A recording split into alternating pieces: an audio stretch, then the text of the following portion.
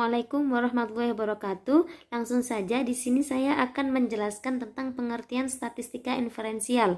Langsung saja, pengertian statistika inferensial adalah serangkaian teknik yang digunakan untuk mengkaji, menaksir, dan mengambil kesimpulan berdasarkan data yang diperoleh dari sampel untuk menggambarkan karakteristik atau ciri dari suatu populasi.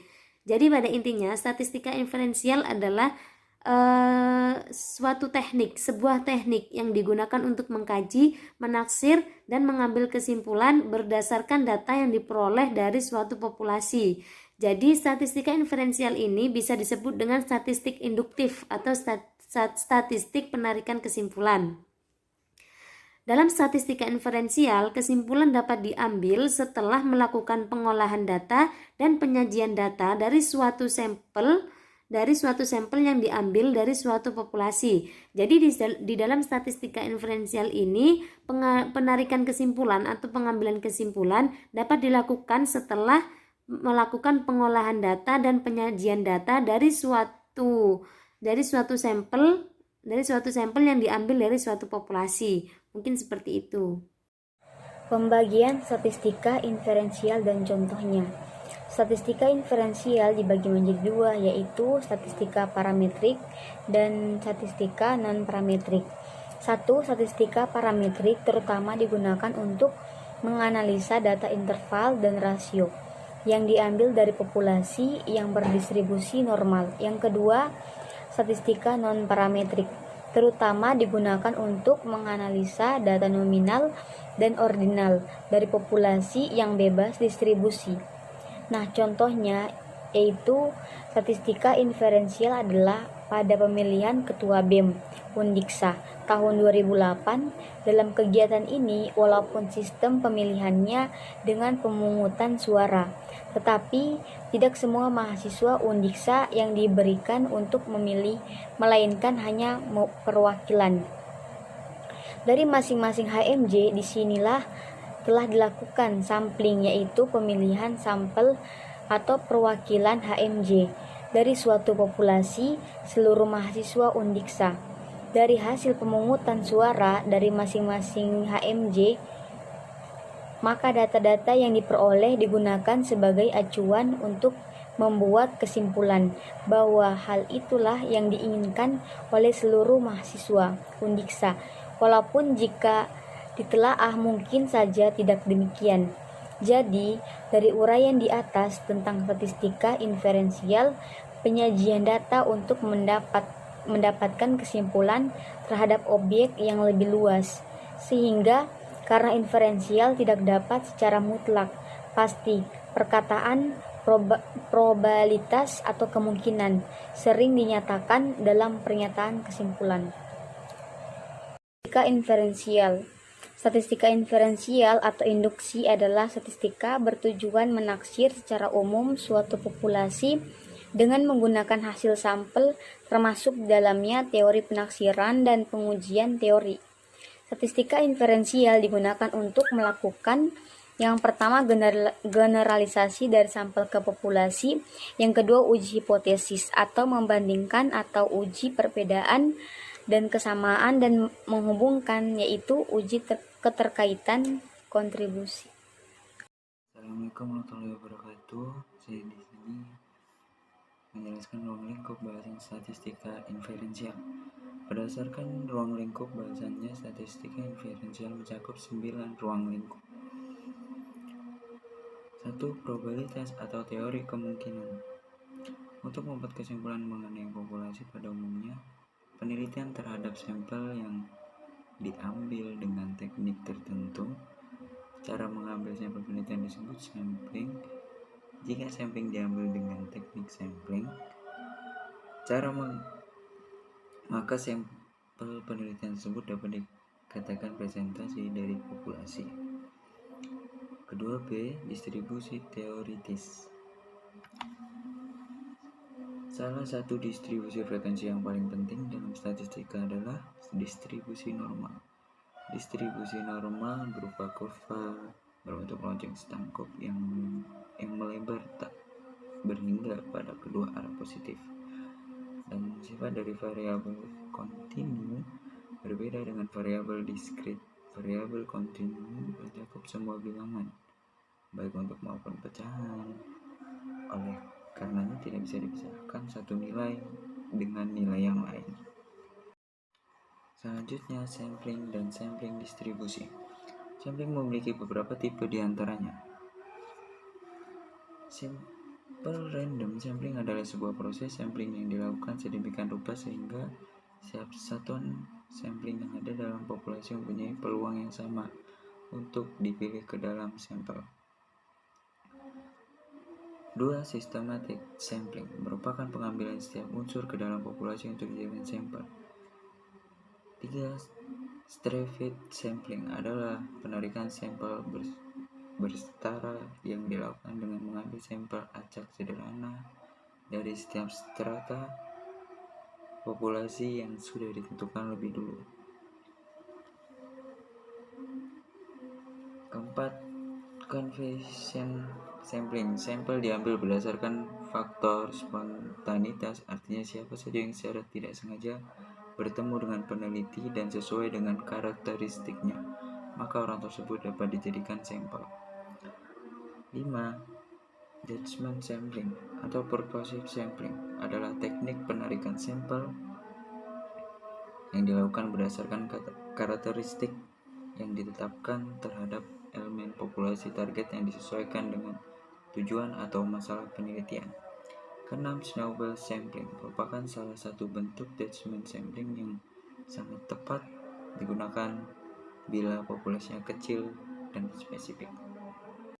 Selanjutnya, stratified sampling adalah penarikan sampel berstrata yang dilakukan dengan mengambil sampel acak sederhana dari setiap strata populasi yang sudah ditentukan terlebih dahulu. Berikutnya, convenience sampling.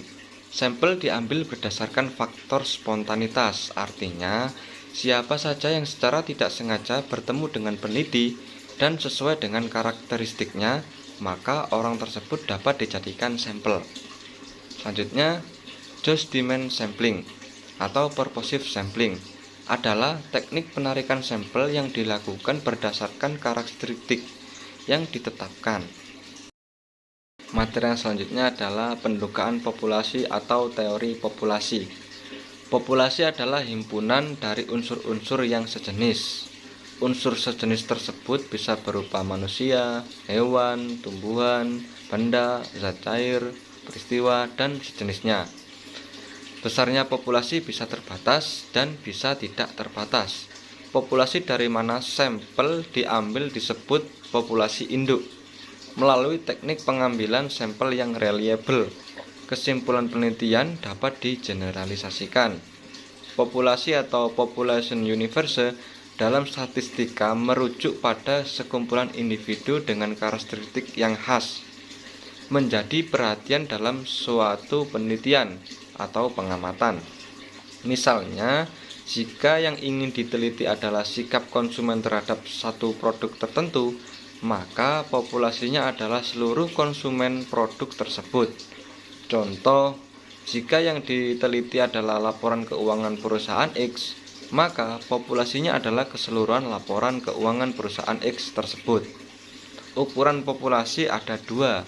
Yang pertama, populasi terhingga atau finite population, yaitu ukuran populasi yang berapapun besarnya, tetapi masih bisa dihitung atau countable. Misalnya populasi pegawai perusahaan PT Indomarko. Yang kedua, populasi tak terhingga atau infinite population, yaitu ukuran populasi yang sudah sedemikian besarnya sehingga sudah tidak bisa dihitung atau uncountable. Misalnya populasi tanaman mawar di dunia. Assalamualaikum warahmatullahi wabarakatuh. Ini saya akan menjelaskan tentang uji hipotesis. Uji hipotesis adalah metode pengambilan keputusan yang didasari dari analisa data, baik dari percobaan yang terkontrol maupun dari observasi tidak terkontrol. Jadi contoh hipotesis ialah mahasiswa aktif berorganisasi mungkin itu lebih aktif organisasi, mungkin lebih baik mendapatkan nilai daripada mahasiswa yang tidak aktif berorganisasi. Itu masih mungkin. Yang kedua, analisis korelasi dan uji signifikan. Analisis korelasi pertama kali dikembangkan oleh Carl-Pearson pada tahun 1900. Tujuan dari analisis ini adalah untuk menentukan seberapa erat hubungan antara dua variabel. Definisi analisis korelasi dinyatakan sebagai berikut. Analisis korelasi adalah suatu teknik statistik yang digunakan untuk mengukur keeratan hubungan atau korelasi antara dua variabel.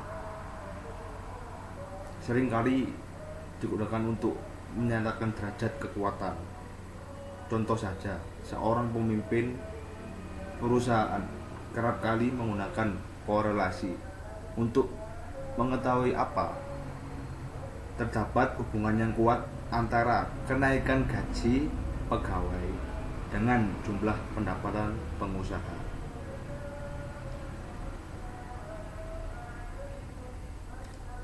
Misalkan akan diteliti seperti ini, apakah terdapat korelasi positif yang signifikan antara semangat berolahraga dan kegairahan belajar.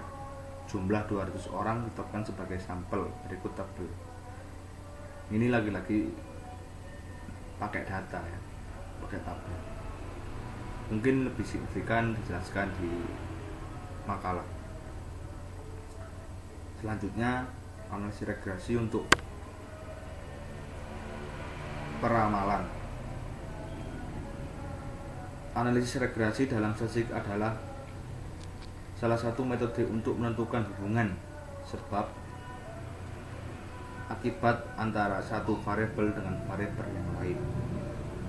Analisis regresi yang saya tahu itu linear. Ada yang namanya linear. Biasanya dibuat peneliti secara bebas maupun tidak bebas. Contoh, membuat dosis obat, lama penyimpanan obat, kadar zat pengawet, maupun umur ternak dan sebagainya. Selanjutnya ialah analisis varians. Analisis varians singkat ANOVA, Analysis of Variance, adalah suatu metode analisis statistika yang termasuk ke dalam cabang statistik interferensial. Analisis varian menggantungkan diri pada 4 asumsi yang harus dipenuhi dalam perancangan percobaan. Yang pertama, data distribusi normal karena pengujiannya menggunakan uji F Sneddekor. Sneddekor itu kalau yang saya tahu merupakan distribusi probabilitas kuanti. Lagi-lagi kembali ke tabel. Varians yang kedua ialah varians atau ragamnya homogen, dikenal sebagai homoskedastisitas karena hanya digunakan satu penduga yang disebut estimate untuk varians dalam contoh. Yang ketiga, masing-masing contoh saling bebas yang harus dapat diatur dengan perancangan percobaan yang tepat. Yang keempat ialah komponen-komponen dalam modelnya bersifat adaptif, saling menjumlah. Yang terakhir ialah analisis covariance. Analisis covariance, ANACOVA, adalah uji statistik multivarian yang merupakan perumpamaan antara analisis regresi dengan analisis varian ANOVA.